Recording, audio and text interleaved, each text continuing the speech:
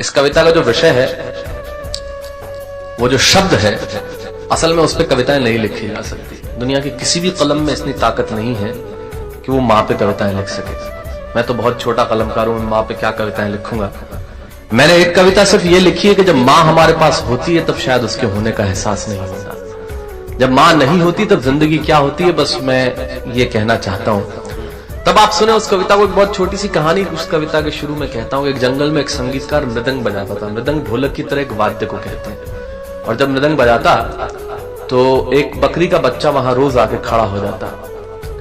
एक दिन ये कैमरे जो भी है बंद कर दें प्लीज, फॉर गॉड सेक। बकरी का बच्चा वहां खड़ा हो जाता आके। तो मृदंग जो बजाता था संगीतकार, उसने उस मेमने से एक दिन पूछ लिया कि यार तुझे क्या मेरा सुर, मेरी ताल, मेरी लय बहुत अच्छी लगती है जो तू रोज यहाँ चला आता है।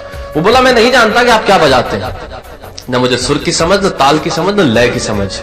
मैं तो बस इतना जानता हूं कि इस ढोलक पे, इस मृदंग पे जो चमड़ा मढ़ा है वो मेरे माँ के बदन से आया है। क्या बात है, बहुत अच्छे, वाह। जब उस पे थाप पड़ती है मैं आके खड़ा हो जाता हूँ। बहुत अच्छे, वाह। मेरी कविता माँ के न रहने पे भीतर से पड़ी हुई थाप की कविता तब सुनाना चाहता हूं। इस कविता में अगर आपके आंसू बाहर की दुनिया की यात्रा करना चाहे तो रोकिएगा मत। अगर आपको ठीक लगे, जैसा कहता हूं जब मां नहीं होती तब जिंदगी क्या होती है। एक मुनव्वर राणा साहब का शेर उधार लेता हूं कि किसी के हिस्से में मकान आया, किसी के हिस्से में दुकान आई, मैं सबसे छोटा था, मेरे हिस्से में मां आई। क्या बात है, वाह वाह, बहुत अच्छा। तब कहता हूं कि कल जब उठकर काम पर जा रहा था तो अचानक लगा कि कोई रोक लेगा मुझे।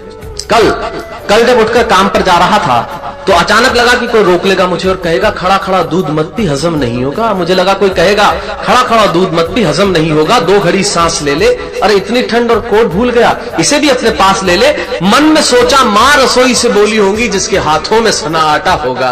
अगली पंक्ति के खालीपन से जुड़े और जुड़े तो मुझे बताएं। मन में सोचा माँ रसोई से बोली होगी जिसके हाथों में सना आटा होगा, और पलट के देखा तो क्या मालूम था कि वहां सिर्फ सन्नाटा होगा।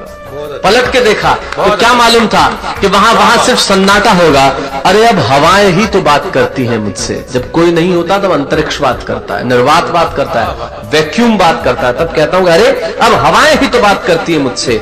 लगता है जब जाऊंगा किसी खास काम से तो कोई कहेगा दही शक्कर खा ले बेटा, अच्छा शगुन होता है। कोई कहेगा गुड़ खा ले बेटा, अच्छा शगुन होता है। पर मन इसी बात के लिए तो रोता है कि सब कुछ है माँ, सब कुछ, जिस आजादी के लिए तुझसे मैं सारी उम्र लड़ता रहा। आपने अपने बचपन में देखा होगा, माँ हमें टोकती है, यहाँ मत जा, वहां मत जा, ये मत कर, वो मत कर। तब हम आजाद होना चाहते हैं और आजादी की कीमत कितनी बड़ी देनी पड़ती है। अगर कम शब्दों में मैंने ठीक बात कह दी हो तो इसका एहसास मुझे जरूर कराइएगा कि सब कुछ है माँ, सब कुछ, जिस आजादी के लिए तुझसे मैं सारी उम्र लड़ता रहा वो सारी आजादी मेरे पास है।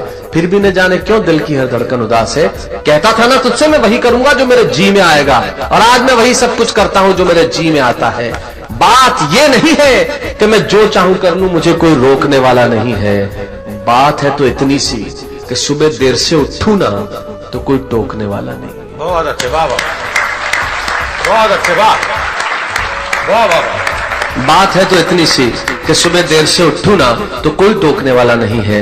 रात को देर से लौटूं तो कौन नाराज होगा भला, कौन कहेगा बार बार कि अब कहां चला। आप ही की जिंदगी के कुछ दृश्य चुराता हूं और आप ही को सौंपता हूं। रात को देर से लौटूं तो कौन नाराज होगा भला, कौन कहेगा बार बार कि अब कहां चला। दोस्तों के साथ घूमने पर उल्हाने कौन देगा, मेरे वो तमाम झूठे बहाने कौन देगा। सच कहा साहब, गम की चोटें जख्मों पे फौलाद से ज्यादा क्या होगी, और माँ की दौलत दुनिया में औलाद से ज्यादा क्या होगी। तब कहना चाहता हूं कि रात को देर से लौटूं तो कौन नाराज होगा भला, कौन कहेगा बार बार कि अब कहां चला। दोस्तों के साथ घूमने पर उल्हाने कौन देगा, मेरे वो तमाम झूठे बहाने कौन देगा। कौन कहेगा कि इस उम्र में क्यों परेशान करता है। हाय राम, ये लड़का क्यों नहीं सुधरता है। पैसे कहां खर्च हो जाते हैं तेरे, क्यों नहीं बताता है। सारा दिन मुझे सताता है, रात को देर से आता है, खाना गर्म करने को जागती रहूं, खिलाने को तेरे पीछे भागती रहूं, बहाती रहूं आंसू तेरे लिए। कभी कुछ सोचा है मेरे लिए। खैर मेरा तो क्या होना है और क्या हुआ है, इस बुढ़िया का तो क्या होना है और क्या हुआ है। तू खुश रह लेना यही दुआ है, और आज तमाम खुशियां ही खुशियां। जीवन में जो सर्वश्रेष्ठ एक पंक्ति जो ईश्वर ने मुझे सौंपी वो मैं आपको सौंपता हूं। कहीं कोई कविता नहीं है, एक बहुत सामान्य सी बात जो बहुत सामान्य ढंग से मैं कह रहा हूं, लेकिन गेट सेट गो जो मैंने किताब लिखी, शायद हिंदुस्तान के पिछले 3 सालों में सबसे ज्यादा बिकने वाली किताब वो रही। 14 भाषाओं में उसका अनुवाद हुआ। वाह में मैं रोज टीवी पे बोलता हूं, मेरे लाखों लफ्ज कुर्बान करता हूं सिर्फ उस एक पंक्ति पे जो ईश्वर ने मुझे सौंपी, और कहीं कोई कविता नहीं है, आप ही का भाव आपकी उठा को सौंपता हूं और देता हूं। और जिस विश्वास के साथ मैंने लिखा उस विश्वास के साथ आपको देता हूं कि मेरा तो क्या होना है और क्या हुआ है, इस बुढ़िया का तो क्या होना है और क्या हुआ है, तू खुश रह लेना यही दुआ है। और आज तमाम खुशियां ही खुशियां, गम ये नहीं है कि कोई ये सब खुशियां बांटने वाला होता, पर कोई तो होता जो गलतियों पे डांटने वाला होता। बहुत अच्छे, वाह वाह वाह वाह, बहुत अच्छे, वाह। गम ये नहीं है कि कोई ये सब खुशियां बांटने वाला होता, पर कोई तो होता जो गलतियों पे डांटने वाला होता। और अंतिम पंक्तियां देता हूं कि तू होती ना तो हाथ फेरती, कभी सर पर या हल्के से पाम लगाती, आवाजें दे देकर सुबह उठाती, दिवाली पे टीका लगाकर रुपए देती और कहती बड़ों के पांव छूना आशीर्वाद मिलेगा, कपड़े मत फाड़ना, अगला कपड़ा अगली दिवाली को सिलेगा। बहन को सताता तो तू चांटे मारती, बीमार पड़ता तो रो रो के नजरें उतारती,